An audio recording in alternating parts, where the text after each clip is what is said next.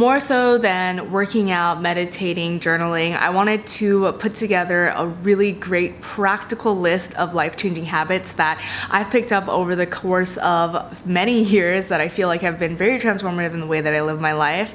And I wanted to make sure that these were practical, applicable habits that could be essentially beneficial to anyone, whether or not they're into self-help or personal development. Number one, turn off all notifications on your phone. This is something I talked about in an AM with Amy about deleting all my social media. For me, I personally like to stay as present and as mindful as I can. I honestly joke about wanting to go on airplane mode for the rest of my life. I just feel like there's a countless amount of times where I was sitting and enjoying the conversation, being present, and I would get a ping on my phone and it would totally just interrupt the flow of whatever I was doing in the moment. More than anything, there is a small cohort of people in Silicon Valley engineering ways to find you gratification in the way you tap, in the way you click, and designing these apps for you to stay on longer. I keep my emails on, but for Instagram and Twitter, I used to only have notifications for those people I followed and followed back. But I realized at the end of the day that I was still subconsciously checking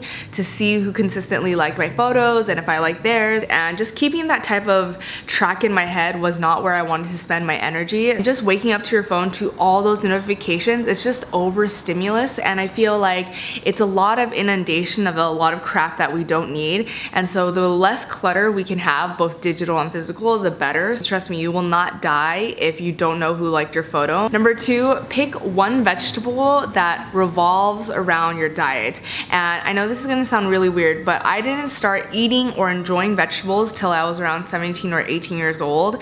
And then over the course of a few years, I just started to grow an affinity for kale. And for me, I love kale because I can use it in my smoothies, I can make kale chips, I can use it as a salad, as an entree, I can steam it. It is one of the most versatile cruciferous vegetables out there. I read somewhere online that Mark Zuckerberg or Steve Jobs wears the same exact outfit every single day without thinking, just because it's one less decision to make. And I feel like when we incorporate a vegetable in our life forever, it's just one less decision and one less vegetable to worry about. So just pick one vegetable to incorporate into your lifestyle, into your diet for life. Number three, create a skincare ritual. I started developing adult acne when I was around 21 years old, and ever since then it's just been a rocky road. And so I'm actually really grateful for my adult acne because it's been able to teach me so much about skincare and the things that we put onto our largest organ. And so much of our skin health is telling us and informing us about what's going on internally because it's manifesting externally. And our skin is our largest organ. It is telling us so much about what is going on internally with our mental health, with our gut health, and how it's linked to our diet. And so for me, taking care of my skin is not only just a self-care practice, but it's a meditational practice. I think that there's a misconception that you need to have expensive products in your routine, but for me, I actually like to skimp on the products by shopping like at places like The Ordinary, First Aid Beauty, and then really investing in facial tools. So it's essentially kind of creating the facial experience at home, like light stim therapy, which is basically LED lights for killing the P acnes on your face, and that is quite expensive, but it's been life-changing. And then I recently upgraded to this Nion Beauty OPUS LUXE tool. This brush has a dual purpose of not only cleansing but also anti-aging and lifting,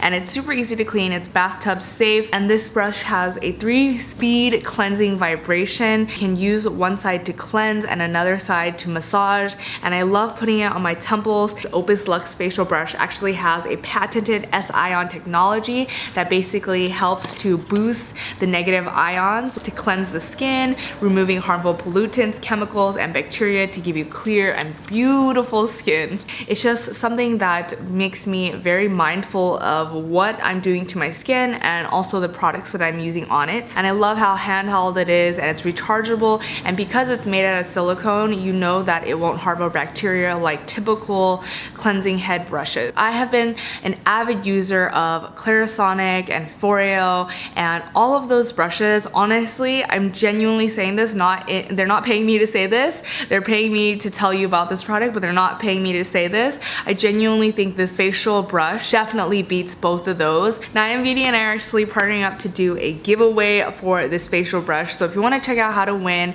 just follow me on Instagram and follow Nion Beauty on Instagram. And for more rules and stuff, check out down below. And I have a little tip for those of you who hate doing your skincare routine at night. For me, I just need a little inspiration and motivation. So what I typically like to do is I watch somebody's skincare routine on YouTube and I get so inspired at night, and sometimes I'll do my skincare routine while I'm watching another person's, and that really helps me to get into the mindset of just doing my meditational ritual of like applying products, smelling them, really rubbing and slathering your face with product. So along with learning all the ingredients that we're putting on our face and the products that we're using, I also started to learn how to read ingredient lists on your food labels.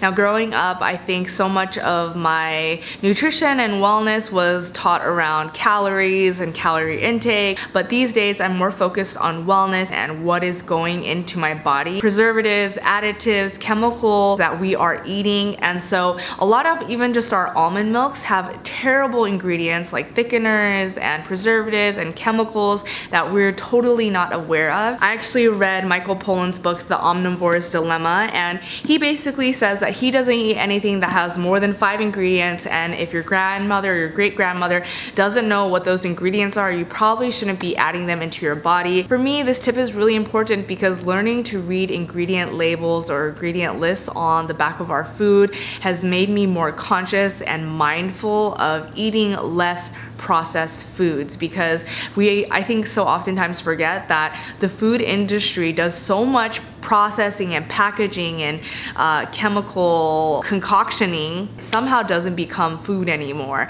It just becomes this really weird astronaut garbage. Learn something new every single day. I am surrounded by books and podcasts, and I think so much of our diet is not only of that which we eat, but all the things that we consume. So our music, our media, our television. You should always learn to be a student first and foremost in this lifetime. And if you are the smartest person that you know, that is a serious problem. And so I think it's so important to stay passionately curious and to learn something new every single day. It doesn't have to be as grand as reading a book or as listening to even a podcast. I think it's as simple as wondering how planes fly in the sky and then dedicating 5 to 10 minutes of your day to Google, click all the links, pink link it up, and just learn something new.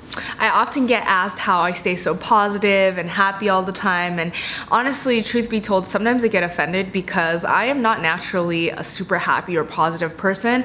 I just know that the mind is so powerful and that I become whatever I think, and whatever you think you are, you are. And so I work actively and consciously every single day to get a hold of my thoughts and understand that I control my brain and not my brain controls me. And so something that I've learned to do is to practice gratitude, and I mean this in a practical sense where you literally write down 3 things every single day, whether or not it's at the end of your day. Okay, so I don't do this every single day, but I do this on every single bad day. So any day that I feel like I'm going to bed stressed or anxious, feeling sad, angry, whatever it might be, I make sure to do the 3 things that I'm grateful for. And this is a practice that I actually heard from Oprah Winfrey. I like this method because it's practical, anyone can do it, and it's literally just making a list, and we're all obsessed with lists and BuzzFeed lists and everything in this world. So just writing down 3 things, whether it's in your notepad, in your journal, on Twitter, just telling someone, putting on your Instagram stories what you're grateful for that day, allows you to put on this more positive mental framework in your head that things are going to be okay, because if you have running water, if you have a roof over your head, you honestly have so much to be grateful for. So in all the productivity podcasts, books, and articles that I read, it is a well-known fact that doing something a little bit each day consistently than doing one giant block of it some random time of the week is far more a useful, effective, and productive use of your time. Clean 8 minutes a day every single day. So I typically like to do this in the morning because I wake up and my place is trash, and I don't really care if I go to sleep with my place dirty, but I do care if I spend my whole day in clutter, because for me, my brain is so cluttered, so I cannot afford any more emotional, physical, mental clutter. What's crazy about this method is that you mentally think that you can't clean a lot in 8 minutes, but once you set that timer, you will be so surprised. You can put away 5 pairs of pants, like 3 coats, you can do yesterday's dishes, yesterday dinner's dishes, and a lot of the times what we think is cannot be done in 8 minutes, so much can be done in 8 minutes. The matter is that if you allot one whole day to deep clean, it's gonna take you one whole day to deep clean, but if you only give yourself 8 minutes to clean, it will take you only 8 minutes to clean that day. So I just try to actively clean a little bit every single day. I set my timer and I just go fast as hell because there's no time for procrastination. I don't know what it is, but I feel like for a lot of us, it is so hard to finish something that we started. So I want to say finish that book, finish that screenplay, finish that movie, finish training for that marathon. Just finish something that you once started, because I think a lot of times we abandon so many of our projects or our ideas and we don't really ever get to the finish line. And I think there has to be, and I think there's something to be said about finishing something and completing a goal or a project or an achievement. So try and go and finish something today because it's important. So there you have it. Those are my life-changing habits, and whether or not you do these every single day, I think these are just habits that will genuinely transform your life if you start to implement them slowly and gradually into your life. These are genuine habits that I really have, and that sounds so weird. But if you like this video, hit the subscribe button and give this video a like so I can do more like it if you want. And I'll see you guys in my next one. Bye.